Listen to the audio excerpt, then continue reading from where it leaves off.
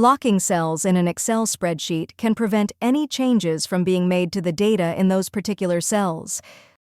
Select the cells you want locked. Right-click, select Format Cells. Click on the Protection tab. Place a check mark in the box next to the option Locked. Click OK. In the Review tab, click Protect Sheet.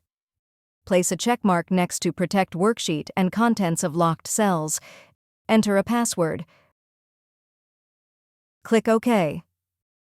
Retype password. Click OK. The selected cells will now be locked and protected. If you found this video helpful, kindly like and subscribe. You may also click and turn on the notification bell so you can be notified from whenever we release new videos.